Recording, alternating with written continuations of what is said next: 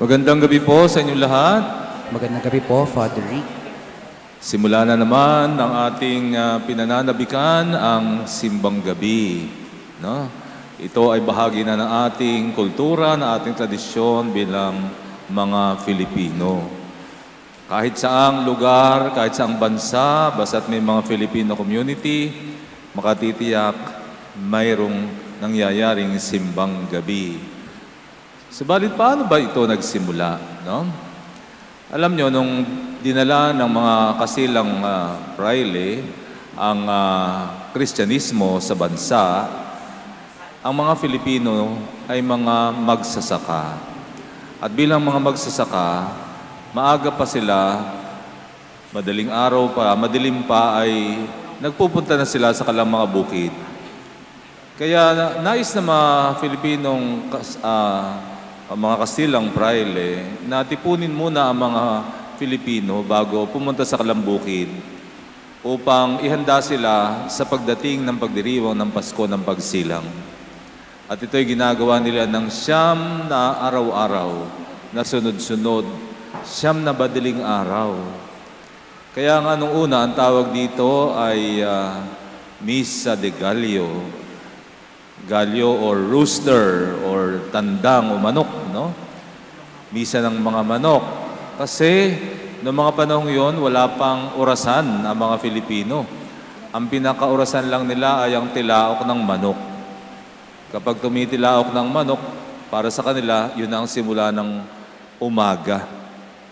Kaya nga, pag tilaok ng manok, ang mga Filipino ay tinitipo na ng mga kasilang pari, upang sila ay dumalo sa misa, at sa misa sila ay binibigyan ng pag-aaral o katekesis. At yun nga ang nagsimula ng Misa de Gallo, o ang tawag natin simbang gabi, kasi nga madilim pa. No? Madilim pa. Subalit, yun nga, sa paglipas ng panahon, na iba na ang lifestyle ng mga Filipino. Sa ngayon, bibihira na ang mga magsasaka. Marami ay office worker o kaya ay factory worker. Mas conveniente na sa kanila na sa gabi ang misa, lalo pa sa mga lungsod. Kaya nga naging misa na talaga ay gabi. No? Sa gabi. 9 na gabi na ito ay ating pinagdiriwang. So mga kapatid, bakit nga ba kayo dumadalo? No? Kasi alam niyo, batay sa pag-aaral, maraming mga Filipino na hindi naman talaga regular churchgoer, subalit pagdating ng simbang gabi, dumadalo sila sa simbang gabi. At yung iba kasi, marami ay naniniwala na kapag daw na kumpleto mo ang 9 na gabi, pwede ka raw mag-wish. Yun ang kanilang paniniwala, no? Parang medyo hindi okay yun, no? Di ba? Parang superstitious belief. May pa-wish-wish ka pa. Kaya ka lamang ba nagsisimba dahil meron kang wish, meron kang kahilingan, no? Kung gano'n ang ating layunin, napaka-self-serving naman yata, napaka-self-centered. Hindi dapat gano'n, di ba?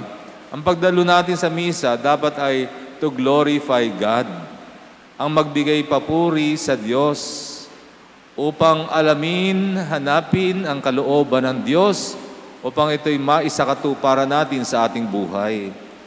That should be our desire. That should be our goal in attending Mass like this. No? Hindi dahil meron kang wish, no? Hindi dahil meron kang kahilingan. Kasi kung ganon, self-serving yan. Okay?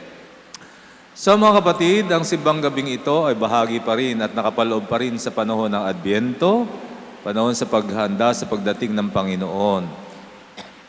Kaya 9 na gabi ay bilang paggunita sa 9 na buwan na dinala ni Maria ang Mesiya sa kanyang sinapupunan. At araw-araw ay pagninilayan natin ang mga ebanghelyo patungo sa pagsilang, pagkakasilang sa anak ng Diyos na nagkatawang tao sa pamagitan nitong si Maria. At narinig natin sa Ebanghelyo ang sinabi ng Panginoon tungkol kay Juan Bautista. Sapagkat sa panahong ito ng panahon na Adbyento, si Juan Bautista ang pinaka-icon ng Advent, no? Dahil siya ang taong isinugo upang ihanda ang daraanan ng Panginoon. At sa ating ebanghelyo, narinig natin na sabi ng Panginoon, itong si Juan ay parang maningas na ilaw na nagliliwanag noon, no? Na nagpatotoo kay Jesus. Okay? Alam niyo mga kapatid, sa panahong ito ng Adbyento, tayo bilang mga naririto na sa gawain ng simbahan, tayo naman ang isinusugo ng Panginoon na maging mga Juan Bautista sa ibang tao. Ang ihanda ang landas na daraanan ng Panginoon upang makilala ng mga tao kung sino si Jesucristo. At yan ang misyon ng simbahan. Yan ang misyon ng bawat isa sa atin. Kung babalikan natin ang ating faith history, marami naman sa atin, wala naman taong isinilang nakilala na si Jesucristo, di ba? Kaya natin siya nakilala, may nagpakilala sa atin. So ngayon, yun naman ang nais ng Panginoon na gawin natin sa iba. Okay? Ibahagi din natin ang ating, paano ba natin nakilala si Kristo, ibahagi din natin sa iba upang makilala din nila ang ating Panginoon.